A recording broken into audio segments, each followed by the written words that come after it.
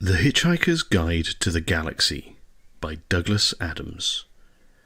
The podcast versions of the original Facebook live readings during the coronavirus outbreak by Matthew Ogden, the Bearded Wit. Please bear in mind that as Facebook live recordings, these are rough and ready. There are mistakes, there are a few trip-ups here and there, and there is laughter from the reader as he goes through and follows the humour himself along with you, the listener. We hope you enjoy listening to these and share liberally. Part 39. Before we begin, I'd like to ask you to seriously consider becoming a patron of The Bearded Wit by going to patreon.com/The Bearded Wit. You can support me from as little as $5 a month, which is essentially a cup of coffee, and that will mean that I will be able to continue producing this material and other podcasts that I do, and it would mean the world to me to have you know that you've got my back on this. I love producing this material for people, and it's been a huge pleasure for me to do this, which basically started as a project for family and friends right back at the beginning of March last year, when the COVID-19 virus was really beginning to kick in. It was a way of basically connecting friends and family all over the world who were finding it a bit difficult, as we all did. And it's grown into something where I've got a lot of people listening all over the world. It would mean the world to me if you could take the time just to pop over to patreon.com/The Bearded Wit, sign up from as little as $5 a month. As I say, it's a cup of coffee. It would mean the world to me, because the more of you guys, you fabulous people out there that do it, the more I'm able to do more of this stuff for you on an ongoing basis. No obligation, but if you can, I would be so deeply grateful. Also, if you could take a moment to pop over to Facebook and give The Bearded Wit a like and follow, and also go over to my new YouTube channel as well. Just search for The Bearded Wit and subscribe. I'll be putting all of the live readings, slightly edited and cleaned up a bit, onto that over the coming weeks. But yeah, join up, get involved, like, share, follow, subscribe, do all the usual social media things. Okay, on with the reading. Thanks very much, everyone. First things first, slurp of tea. And I say it every time, I do love tea. I am so very, very English. So, quick recap. Where are we? We have got to the sixth book in the series. We are in And Another Thing, which is the book that was penned by Owen Colfer. He is the chap that was basically given permission and the support of anyone and everything to do with Douglas's work to write the sixth book in the series. The book that Douglas Adams himself admitted he was notoriously bad at writing in terms of deadlines, and it was kind of the book that he would have wished to write, because he himself acknowledged that the end of the fifth book was quite bleak, and he wanted to have a slightly less cynical ending for the various elements of the crew of the Heart of Gold and all things pertaining. So anyway. We're into that book. Instead of them being obliterated by the death rays from the Grebulons, they have been saved by Wowbagger the Infinitely Prolonged, on the promise that Zaphod, who has separated his two heads, or certainly separated the two brains, or two parts of his brains, or the two brains from each head, and one of them was being used to power the Heart of Gold's navigational systems, and that got so caught up in its own ego that they were almost about to be sliced to pieces in reality. And instead, at that point, Wowbagger the Infinitely Prolonged turned up to insult somebody. I think, if I remember right, he was going to insult Arthur Dent again, or something, or Zaphod possibly. But instead, Zaphod made the promise that actually he could actually get Wowbagger killed, which, given that Wowbagger is almost in with the amount of travelling backwards and forwards through space and time, he is now older than the universe itself. He's quite happy at the idea of actually being offed.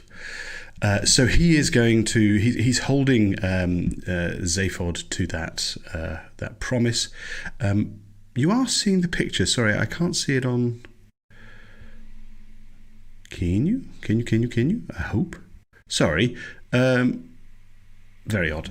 I thought that all I've got on the Facebook feed is just the holding page, but if you're actually seeing me talking, again, if someone could give me a quick note to that in the comments, I'd appreciate that. My systems have been playing silly buggers all day, but there you go. Okay, sorry. So Zaphod is definitely looking to get himself score some brownie points with Wowbagger. He's on his way off to Asgard, and what we found out actually is that the gods aren't that happy with him, and that he's likely to get something of a warm... Thank you, Christopher. Zaphod is going to get something of a warm reception should he go to Asgard. And also we have found out that Prostetnic Vogon Jeltz has been informed by his son, who is in the greatest compliment possible to a Vogon, an utter bastard. He has informed his father that there is a colony of humanoids that have escaped Earth. And of course, being a Vogon, he will not rest until the strict word of his orders have been fulfilled, and that is that every last human being is dead. So he's now off to try and, I think, what he would probably qualify as finish up his paperwork. So that's where we are. It's been a long time waiting. You've been incredibly patient. Thank you so much for waiting. Let's crack on, eh? All right. Last little sip of tea, and then we'll get into it. So, we're on the Heart of Gold. Back on the Heart of Gold. The Heart of Gold. The Heart of Gold flew through the multicoloured and vari-textured space of everywhere. With the infinite improbability drive engaged, the ship became part of the universe itself until the coordinates slotted into their tumblers and popped the craft out at the correct destination with the interstellar travel equivalent of ta-da! Scaring the hell out of the person parked in the next bay. But until that moment, anything could happen, especially anything that was highly improbable, which of course then made it probable, which rendered it improbable again, repeating ad infinitum. Most people preferred to shut their eyes during improbability flights to shield their psyches from the improbabilities occurring around them, but Zaphod often taped his eyes open so that he wouldn't miss a thing. During the trip to Asgard, Dinah Carlinton-Housney, one of Zaphod's favourite singer/prostitutes, broke through from the afterlife to sing possibly prophetic lyrics in hysterical falsetto. I won't do the falsetto. Oh, Zaphod, baby, the fist is gonna fall. Hey, thought Zaphod, my name in a song. Fruity. Zaphod, my baby, sang Diona. You gotta climb that wall. Zaphod tried to clap along, but his hands were miles away, arms stretching into space. You look good, Diona. Great, in fact. No decomposition or anything. I always hoped the afterlife would be like that. Diona placed 3 hands on her hips, using a 4th to hold the microphone stalk. You are not listening to me, Mr. President. I don't want to listen. I want to ask you stuff. Do you get many sub-ether channels where you are? I love celeb talk. Do you get that? Diona waved away this talk of entertainment, continuing with her song. Zaphod, baby, you gotta walk across that bridge. How about alcohol? You tell him what his secret name is, Zaph, baby, and he's gonna let you in. Yeah, okay, bridges, whatever, but seriously, have you had something done? Because I think you look even better now. Diona's eyes flashed. Your grandfather told me not to come. That boy is an idiot, he said. He won't listen, he never does. It was cryptic, protested Zaphod. Cryptic is hard. Cryptic? It was a goddamn nursery rhyme. Anyone could figure it out. Zaphod frowned. Something about a wall and a bridge. And the secret name. Come on, Mr. President, this is important. Wasn't there a fist in there somewhere? I like things with fists, especially when the thumb is sticking up. I saw a cartoon once where the stupid guy sticks his thumb into his own eye and, oh, for Zark's sake, said Diona, and turned into an ice sculpture of herself, which then proceeded to melt, dripping upwards into the ceiling. As each drop touched the panels, it exploded with a tinkling, "Oh." That girl always could sing, murmured Zaphod, and then settled back and waited for probability to reassert itself. He could see two incredible new colours that his brain could only describe as dangerous and shifty, and jagged indents were being hammered into the spaceship walls as though the heart of gold was being rammed by a colossal, spiked creature. "Whoa!" yelped Zaphod, as a spike shot up between his legs. "How soon for normality, Left Brain?" Left Brain popped up from an electrolytic gel flask on the main console. "Who knows, in an environment like this," he said, gel dropping in blobs from his frictionless orb. "In actual time, 5 seconds, but not necessarily in the order or regularity that we are accustomed to." Normality returned with a whinny of tiny ponies and a procession of animated chanting skeletons across the bridge. "I can see right through you," they chanted. "Can you see right through me?" The ponies and skeletons were gone, and the bridge was as normal as it was ever likely to get, considering the ship's navigator was the captain's disembodied head. Zaphod blinked. Are we normal, LB? Left Brain zoomed around the main cabin, touching base with the various infrared sensors set into the instruments. "Affirmative, Zaphod. The improbability drive has spiraled down, and we are in real space." Excellent, said Zaphod, unstrapping himself from his flight seat. "I have trouble telling the difference sometimes between what and what not." He leapt to his feet, gangling across to the wraparound view screen, his silver boot heels tinging on the ceramic floor. "Okay, so what do we got here? A planet covered with ice? That's exactly what I did not expect to see, or rather I expected to see it from the inside. Why are we outside the barrier, LB? Oh, why? Oh, why?" Left Brain screwed one eye shut, the face he made when analysing streamed data. "The Aesir have installed a new shield since our last visit." Zaphod pounded the air like a frustrated philosopher trying to force existentialist concepts onto a pragmatist mind. "Those crafty immortals with their little beards and horny helmets. I thought shields didn't work on improbability drives." Left Brain hung momentarily wordless, running millions of calculations a second, refining his syntax, paring away any superfluous language until he arrived at, "You thought? Don't make me laugh."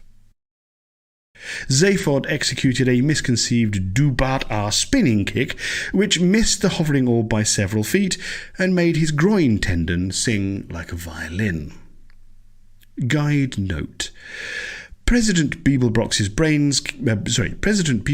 kick was misconceived because the ancient art of Dubat-R had been developed by the Shaltanaks of Broop Kidron 13, who were a happy and peaceful race.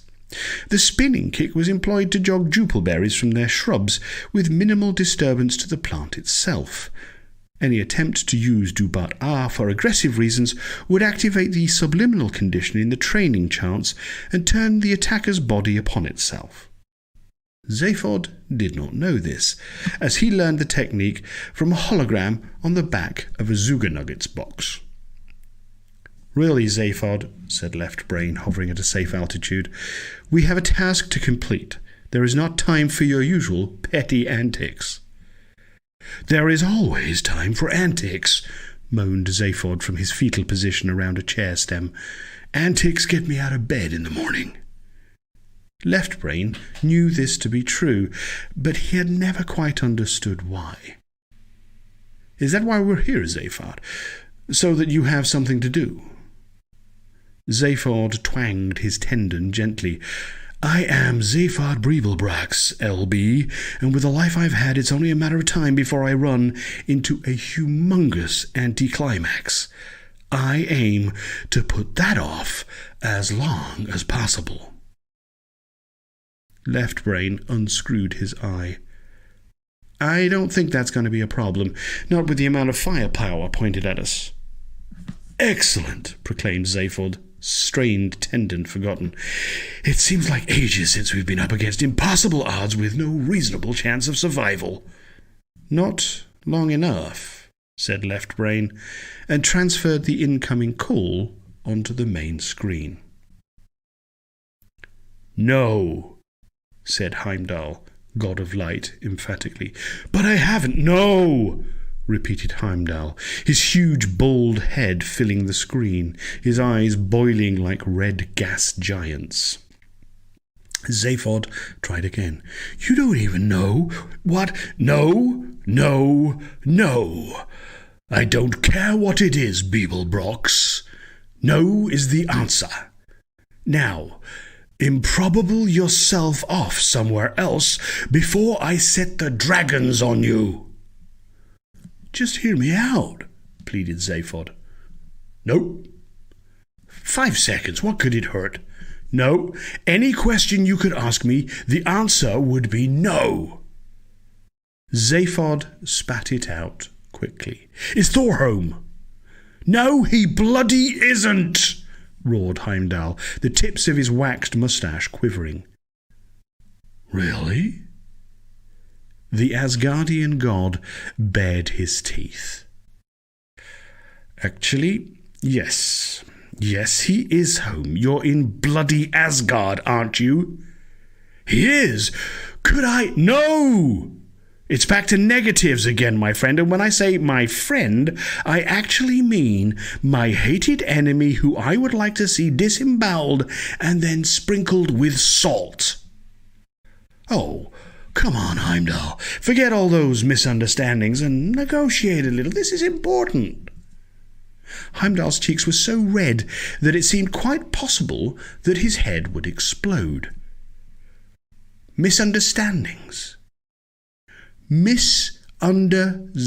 Zark, me! You have a lot of nerve, crap, parprod. You have enough sheer bloody gall for an entire bucket of gallstones.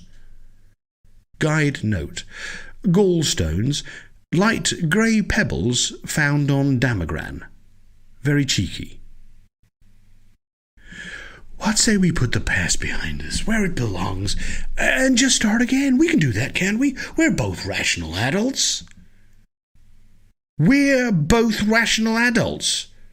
We are, but you should see Thor now. He's just a bag of nerves with a helmet on top after what you did to him. That's why I want to talk to the boy, to explain. Heimdall took a moment for some breathing exercises, blowing into the gloved fingers of one hand which he wiggled before his face. Explain, he said finally. You want to explain? Yeah, that's all I want from you wonderful gods, said Zaphod in tones that would have the sucky crawlers of Sycophantasia reaching for their vomit bags. A chance to explain and possibly make amends for my previous mistakes. Amends, eh? Heimdall said. I suppose you do need to make amends. Yes, of course I do. I repent, and I deserve penance. I know what you're doing there, said Heimdall, scowling. You're pushing my god buttons. Who do you think you're fooling?" "I'm serious. Look at this face." Heimdall leaned in until his eyes filled the screen. These were eyes that could slice through the fat of a normal person's lies and find the bone of truth deep within. "Very well, Zaphod Beeble bastard. Come outside and let's talk about amends." Come outside? Into space? Won't that be cold?" "Fear not, mortal. I will extend a bubble of atmosphere to you. Just step outside then." Out you come, Zaphod. "Alone. You have 1 minute to decide." Left Brain hovered at Zaphod's shoulder. "I think you should probably go," he said. "Don't worry about me. I'll be fine here inside the ship. I'm sure the atmosphere bubble will hold its integrity." "Can you check it?" Left Brain squinted for a moment, and then spasmed as lightning flashed inside his dome. The Asgardian computer doesn't share information, apparently." Little spider bots clicked along the glass, nipping at the scorch marks. "There isn't a line out from the entire planet.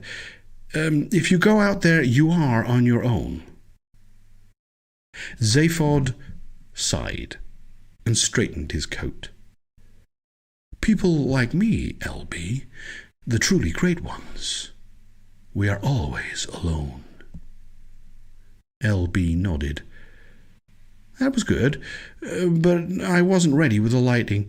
Give me a second and then try it again."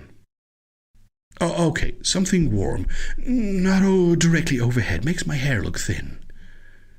Left Brain interfaced with the ship's illuminations, putting a yellow spotlight onto Zaphod's face. "Ready?" "What would you say my motivation was?" "Greatness. Pure, undiluted greatness." Zaphod nodded gravely, accepting the truth of this. He steepled his fingers and spoke slowly. "People like me," he began. Then Left Brain opened a tube and shot him into space. Guide note: as divine dynasties go, the Aesir, the gods of Asgard, are not exactly the biggest pseudopods on the amoeboid. Adored on less than 1,000 worlds, they can fairly be classed as middle-tier gods. Zeus, the father of the rival Olympians, has often publicly claimed that he has pulled fluff balls from his navel that were bigger than Asgard. But this is more likely simply an attempt to exacerbate Odin's legendary planet envy. Odin and Zeus have had a bit of a thing going for several thousand years, ever since Zeus accidentally turned Odin into a wild boar during one of his take human form and plant some wild oats visits to the planet Earth. But even though the gods of Asgard have not achieved the same level of penetration as the Olympians, or even some of the novelty gods such as Pasta Fasta, who began his career as a restaurant chain icon, they are significant for what they have contributed to popular culture, most notably the horn, which they use to decorate their ceremonial helmets, create music, and, most importantly, fill with beer. Scientists have postulated that without the phrase, "Do you fancy a horn of beer?" in their lexicon, several worlds would never have emerged from their cataclysmic planetary war phase. Heimdall, god of light, left Zaphod thrashing in the inky void for 29 seconds before lobbing out an atmosphere yo-yo to reel him to safety. In those 29 seconds, Zaphod Beeblebrox was forced to think on the inside of his head rather than transmitting his thoughts directly to the universe as he preferred. His tangent-ridden reflection resulted in the oft-quoted Beeblebrox's inner monologue, of which there are 2 published versions. The official one, which Zaphod produced after a weekend on the writer Ulon Kalufid's estate, and the unofficial version, which was picked up telepathically by Left Brain and included in his memoirs, Life in a Fishbowl. Both accounts will be presented, and you can make up your own mind as to which is the more accurate. The official version. And so, the moment has arrived. I grieve bitterly not for myself, but for those who have been denied the ecstasy of knowing Zaphod Beeblebrox.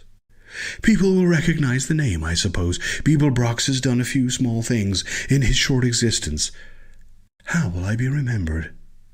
As a supernova, perhaps, a celestial body that blazes in the night sky, a light in the darkness, granting those that felt its heat on their faces a moment of wonder and perhaps hope. This would be enough. There are those who heap praise upon my shoulders, lauding me as a prophet, a revolutionary, or a great satisfier of women. I accept the praise with gracious modesty. But if I could choose my own epitaph, I would simply say that Zaphod Beeblebrox surprised everyone in a good way. The unofficial version. Oh, Zark! Big! Space everywhere, but no air. My hair will collapse, and I always bloat in zero-G. Heimdall, you total bastard. Look, a bowl of ice, smoothie, shiny. I wish I could lick it. What underpants am I wearing? Oh, for the autopsy, you need to think about these things. New ones with drainage, I hope. Oh, Ford, dude, you were fruity. We were fruity together, but I was slightly more fruity. I bet this gets big coverage. It's not every day a galactic president gets dumped out of an airlock by his own head. There was a third version that flickered just below the surface of Zaphod's consciousness. Left Brain didn't hear it, and Zaphod didn't remember it. So, Zaphod's buried personality monologued internally. As I did not hold my breath, there will be no lung damage. But that does mean I have less than half a minute before oxygen-deprived blood reaches my brain. I could have done so much more with my time.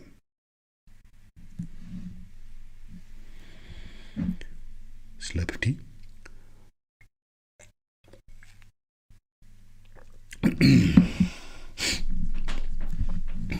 Asgard. How are we doing for time? Hold on. Yeah, we're good. Asgard.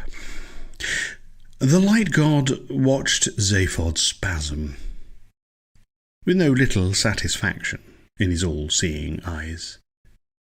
He stood on the lip of Bifrost, the portal between Asgard and the rest of the universe, counting down the seconds until he would have to choose between rescuing Thor's old manager or letting him die. It hardly seemed like a choice at all, since Heimdall hated mortals in general, except the noble Sigurd of legend, and Beeblebrox in particular. But letting men die in the vicinity of Asgard was definitely frowned on by Odin, as martyrs had a tendency to live forever. Which was ironic, as they were dead. Or maybe it was paradoxical, not ironic. One of those tricky terms that Loki banded around to fluster him. Heimdall was a soldier, and didn't crowd his brain with extraneous vocabulary. Hunt, kill, burn, flay. Those were the kind of words he liked. Especially flay, but it was difficult to work into everyday conversation. Heimdall pouted for a moment, then sent a gloopy plasma string undulating from the tip of the Gjallarhorn, the legendary harbinger of Ragnarok. Gjallarhorn might seem to the casual observer like your typical 20-foot Old Norse yelling horn, but in the hands of a god it became a tool of great power, and a handy vessel for beer-drinking games. At the tip of the plasma string there was a bubble of atmosphere, which Heimdall fly-fished in space until he managed to snare Zaphod. The plasma shell would give the Beetlejuicean quite a shock when he jittered through to the breathable air inside, but Heimdall was not the least worried about that. The god's only concern about Zaphod Beeblebrox's pain was to ensure that there was plenty of it in his immediate future. His immediate past, too, if he could get a time pass from Odin. He reeled Zaphod in and landed him on the Rainbow Bridge. Guide note. The term Rainbow Bridge is an example of how gods in general are given to rhetoric and aggrandizement. Osiris did not just have a flu which knocked him sideways for a few weeks, he died and rose again. Aphrodite did not just have a wardrobe full of low-cut blouses and an inexhaustible supply of dirty limericks, she was irresistible to all males everywhere. And the Rainbow Bridge was not just spectacularly engineered suspension bridge of ice and steel, it was, according to the Aesir, an actual bridge of rainbows. Zaphod jittered for a minute while the plasma evaporated, then moaned as he realized that his silver boot heels had melted while passing through the charged shell. Hold on a second, I don't know if an alarm is going off. Stay where you are, folks, I'll be back in a second.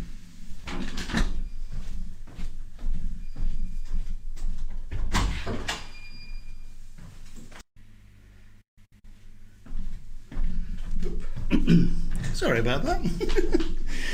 I'm in my office and I think they've just put the alarm on and I might have triggered it a bit. So sorry about that. I'm back now. Right, where did we get to? We'll have a slip of tea.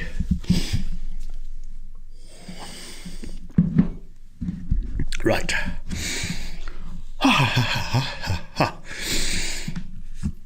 Oh yes, we've just had the description of the fact that the gods are a bit prone to hyperbole.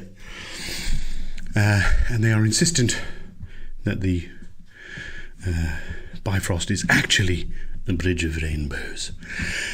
So on we go. Zaphod jittered for a minute while the plasma evaporated, and then moaned as he realized that his silver boot heels had melted while passing through the charged shell. "Oh, come on," he moaned.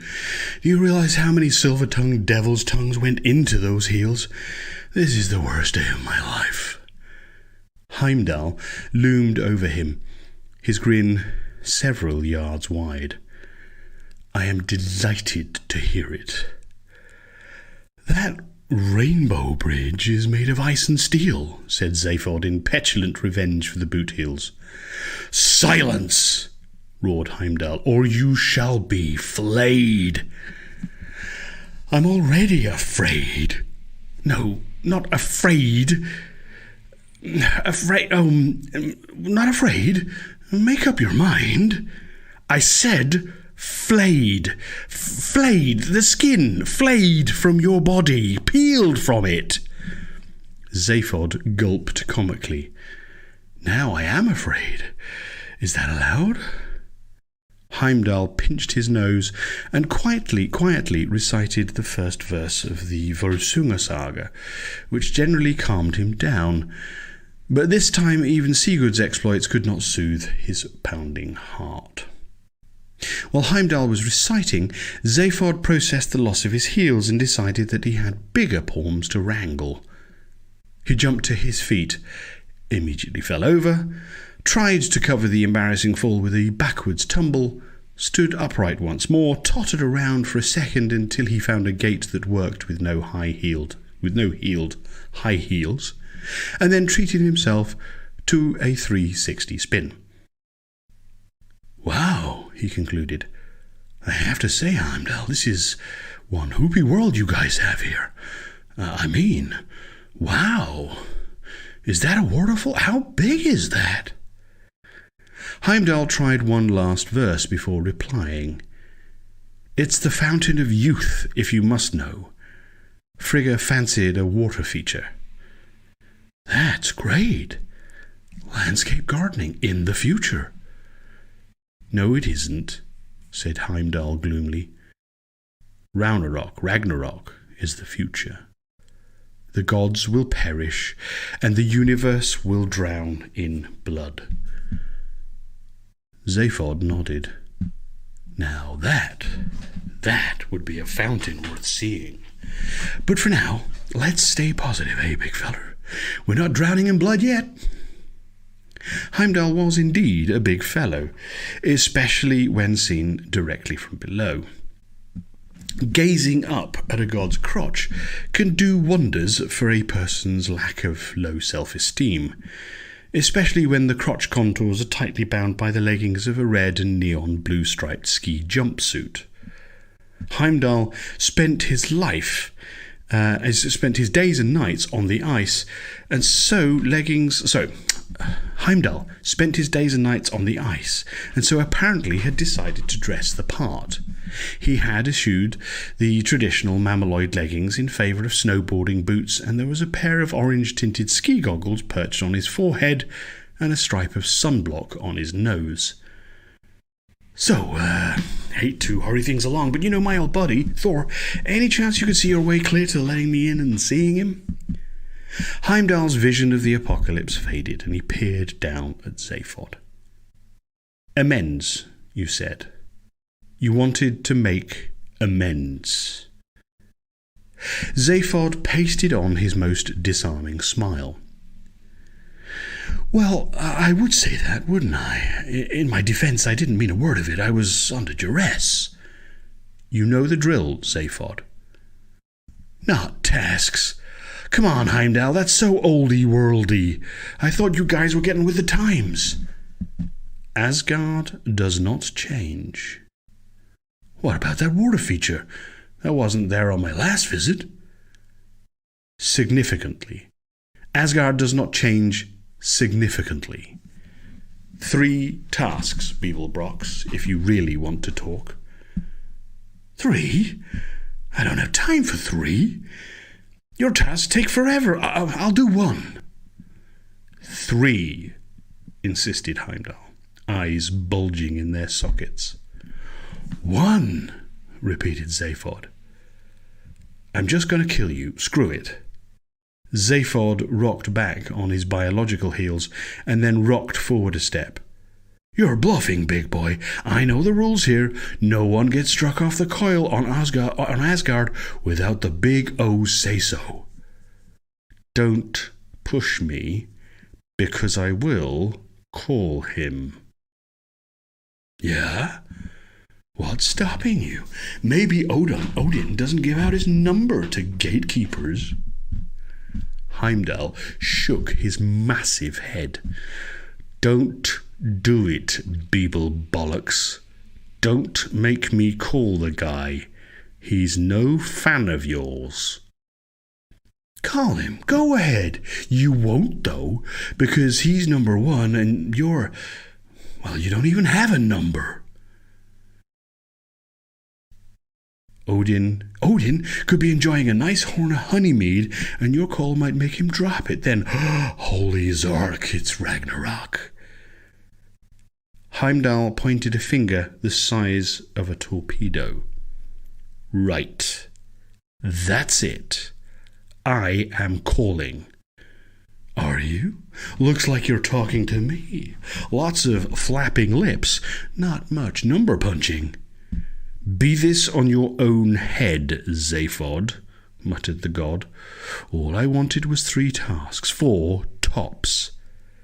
He waggled his horn in a certain way, and it collapsed into itself until it fit neatly into the god's palm. This is it. No turning back. Of course there is. You're full of buffer biscuit. Buffer! croaked Heimdall in the choked tones of a Volfangen phlegm ferret having its throat tickled for the precious pharmacopoeia in its mucus. Buffer, you say? He punched in a number on the horn's keypad and hummed his way through a few seconds of ringing.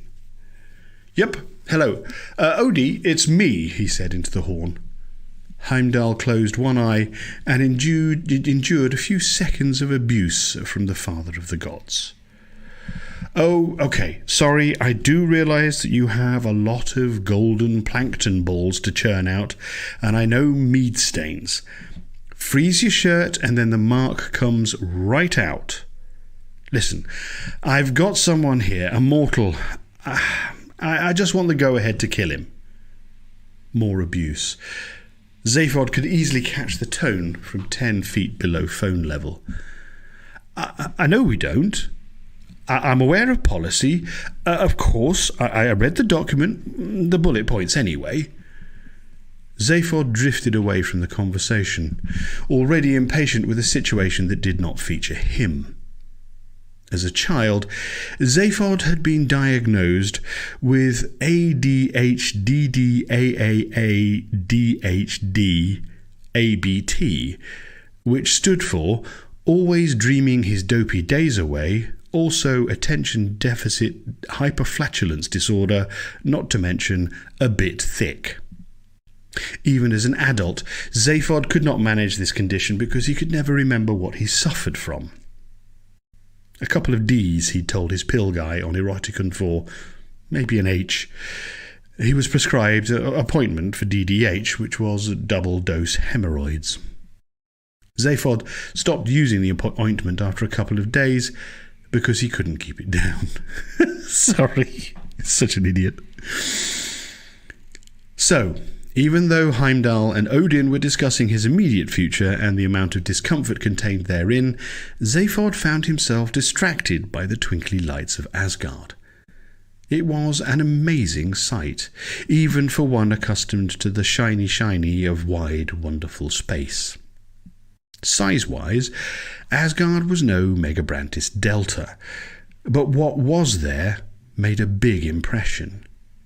For a start, there was the whole encased in ice thing, which cast a flickering silver-blue light show over the entire surface. The surface itself was littered with the kind of dramatic topographic features that would drive a Magrathian to industrial espionage. Mighty gushing rivers, high snow-peaked mountains, and fjords as intricate as a Twitter flitter's electrocardiogram readout. Glistening ice fields coexisted impossibly alongside tracts of golden corn, all bathed by sun rays that could not be traced back to any star. Towering castles breached the clouds, dragons coiled around their turrets. It was a dream world, if the dreamers were testosterone-fueled males who were never forced to behave like adults. Heimdall was saying something. Said Zaphod. I got the green light, said the god, smiling happily. What green light? Said, what do you need a green light for? It's a saying. The green light means go. Go where? Nowhere. I'm not going anywhere. Then why do you need a green light? Heimdall pinched his nose. Forth Sigurd feeders till he comes to the dwelling of a mighty chief called Heimir. He had to wife a sister of Brunhild who was known as Beckhild, as she had bided at home and learned woman's work, whereas Brunhild followed unto the wars, so was she called Brunhild. I see, said Zaphod, wondering if he might use the craziness as a cover to nip across the bridge. As if reading his mind, which he probably could, Heimdall blocked Zaphod's path with a massive fur-trimmed boot. I told Odin it was you. Zaphod was suddenly a little more nervous than he had been. And what did he say? He said that you were a well-known public figure. So, to make your death confusing. Confusing? Heimdall bent double, shaking Gjallarhorn to its original length. You're shaking your horn to its original length, noted Zaphod. I'm going to summon the dragons. So that they can kill me in a confusing way? Zaphod surmised. Heimdall's grin seemed wide as a crescent moon. That's right, Beetlepox. I'm going to instruct them to kill you by accident, but make it look like a murder. Oh, said Zaphod. What about the tasks? There must be a golden axe somewhere you guys need me to find. You wanted one task, said Heimdall. That's exactly what you're getting. Zaphod blew into his hands. Good. Great. Can we get on with it then? I am freezing. My spare neck hole feels, well, it really feels the cold, which incidentally is the title of my next album. It's a simple task, said Heimdall innocently. All you need to do is cross the bridge. Cross the bridge, Zaphod thought. That sounds familiar.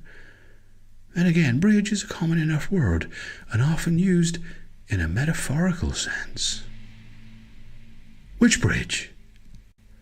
The bridge, roared Heimdall, his beard quivering. The bloody bridge, this one that you're standing on.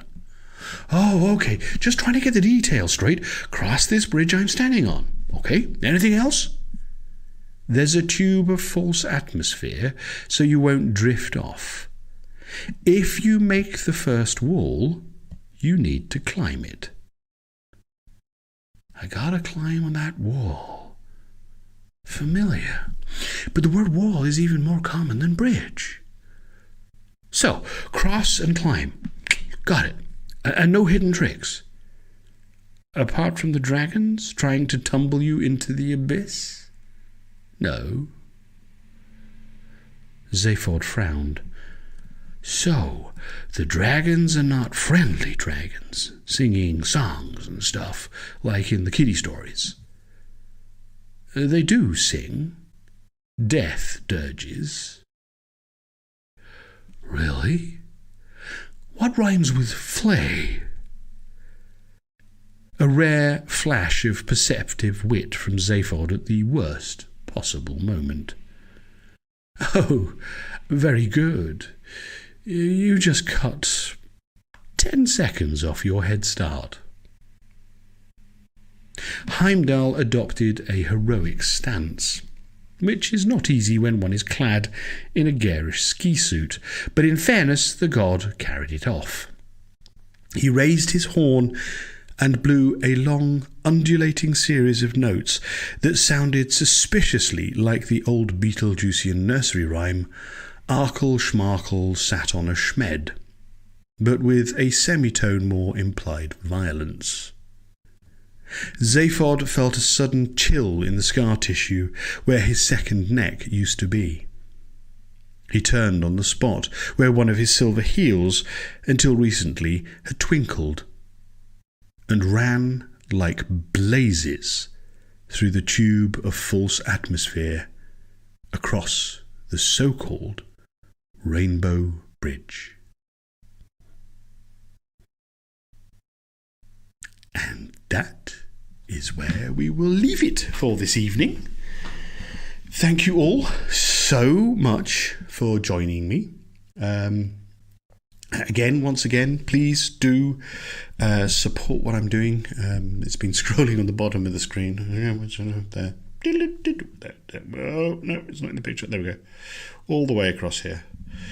Support this channel. Become a patron on patreon.com/thebeardedwit.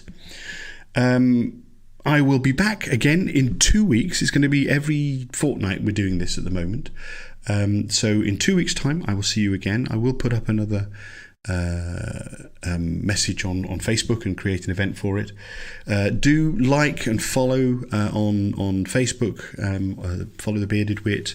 You'll also find me on LinkedIn.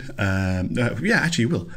But also on Instagram and YouTube channel. I am now also putting all of these readings up on YouTube as well. I think we're up to episode 11. I think went out possibly earlier this evening, actually. So do follow along on there as well. Please do support what I'm doing. It means a hell of a lot. Thank you again for being patient. I will see you all in a couple of weeks' time. Thank you very much. Look after yourselves. Be good to each other. Be hoopy and be fruity. Goodbye, guys. Thanks a lot.